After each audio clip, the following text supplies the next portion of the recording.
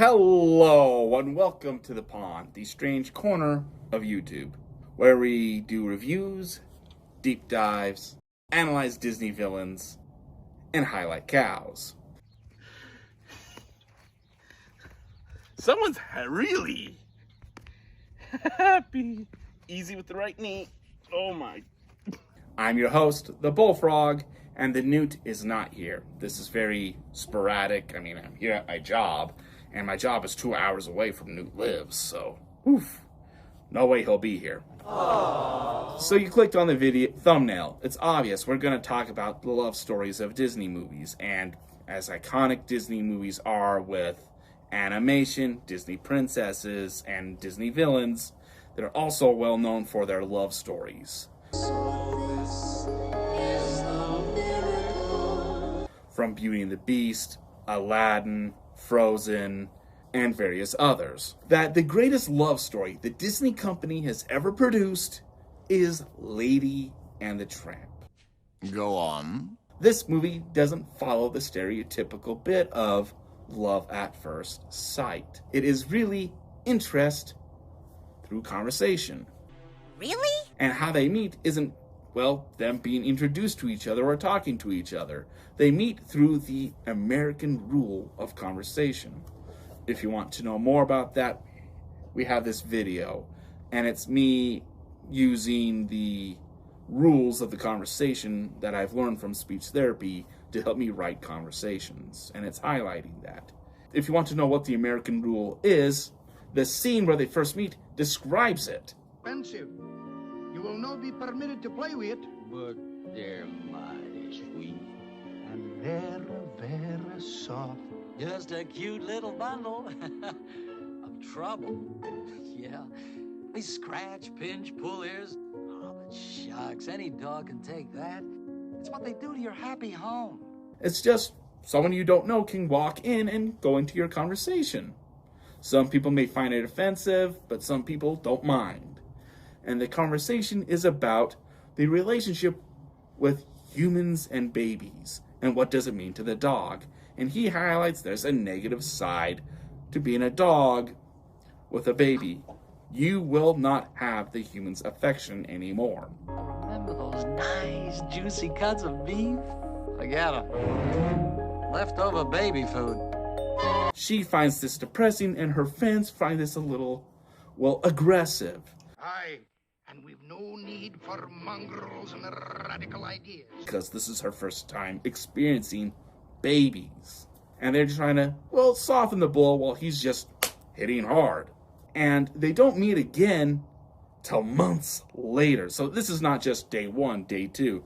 They don't meet each other for a long time. Heck, the baby is born. Boy, it's a boy, it's a boy! And her dealing with the aunt of the lovely couple.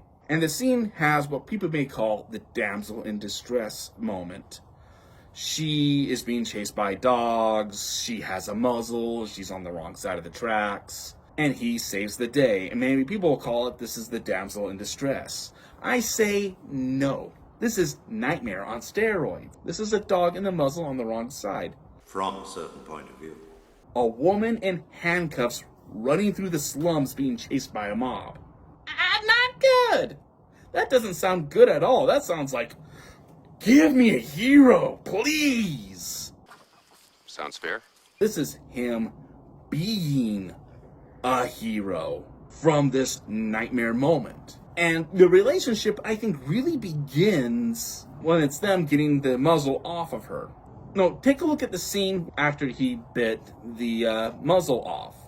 You can keep it. I can, huh? I can? Uh-huh. It's a free sample. And look at the tramp's reaction. He actually finds that a little, well, attractive. There's a little trickster in her, and I kind of like that. Hey, little Spitfire. Let me try to fan the flames of that a bit. And that's him showing her how he lives and where he lives. He's everywhere, without leash or fence.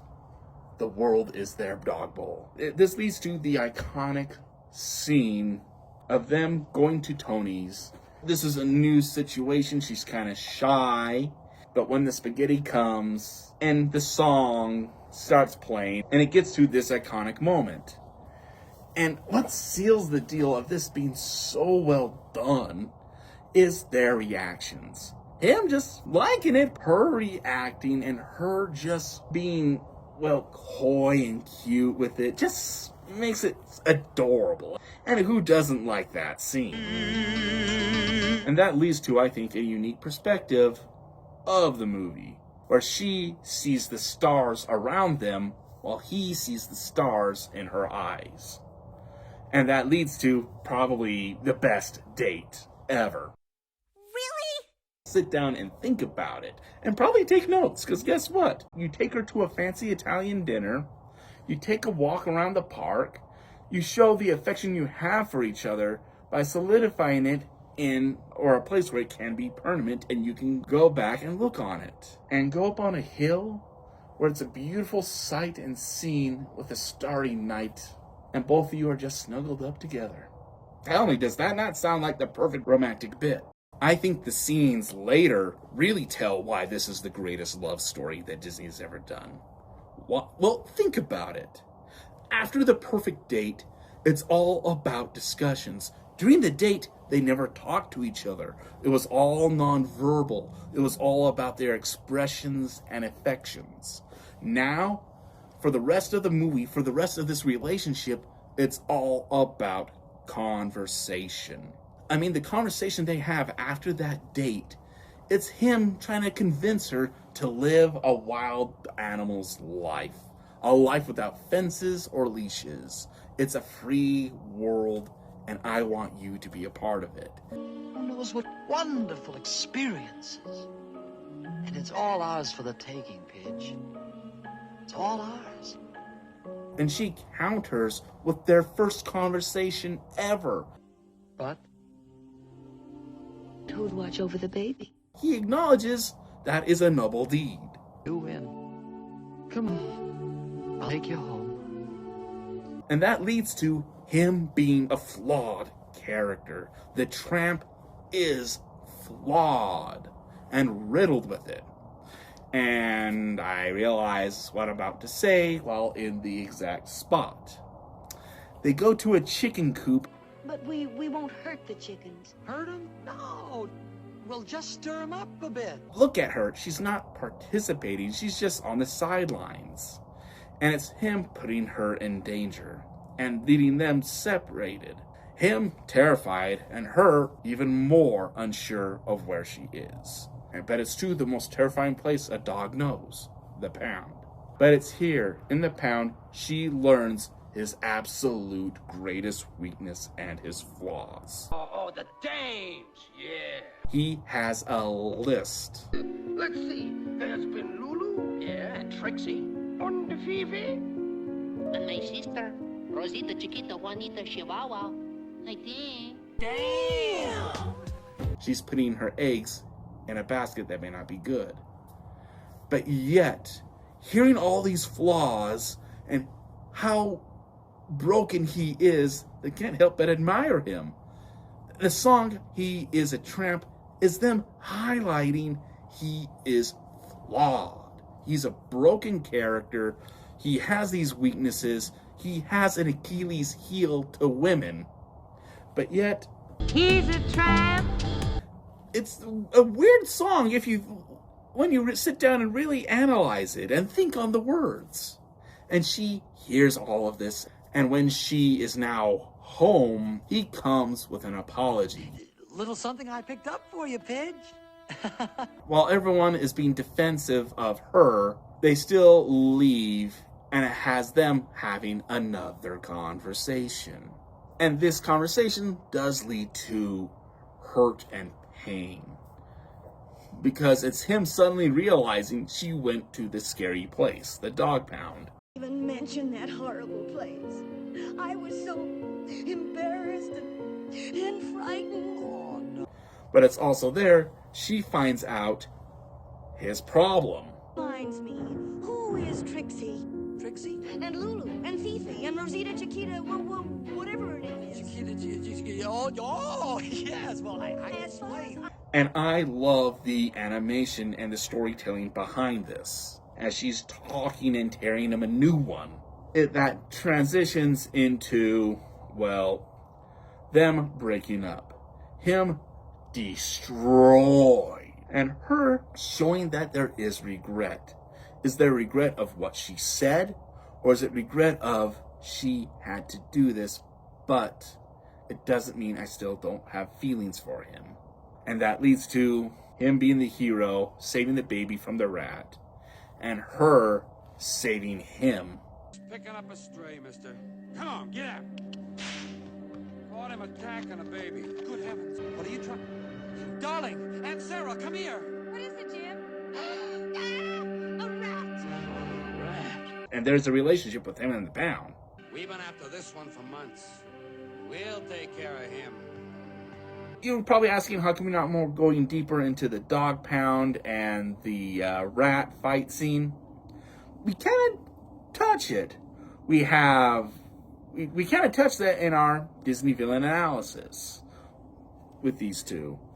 And I know with the rat, it was before we found structure and a way how to communicate better. And our editing will be better later on. So this is us in our rough spot, but I am proud of what we put out there, and I am glad that it is out and being discussed. So I'll take that as I will take it. But those two videos aside, there's a unique structure to this.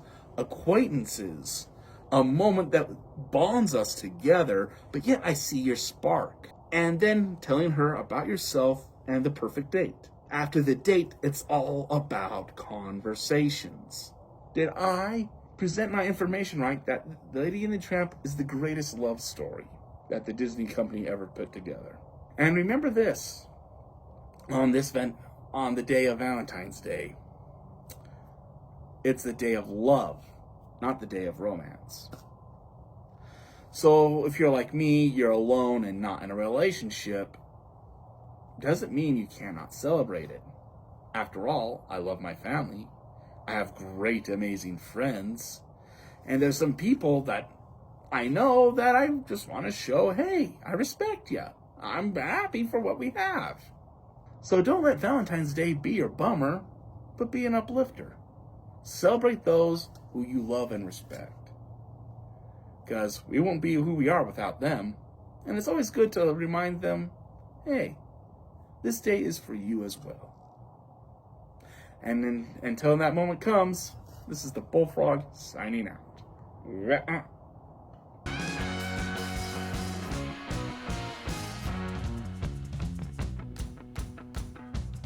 Isn't the whole point that Tramp changes?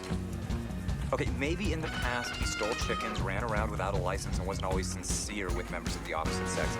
But through his love for Lady and the beneficent influences of fatherhood and matrimony, he changes and becomes a valued member of that, rather idyllic household.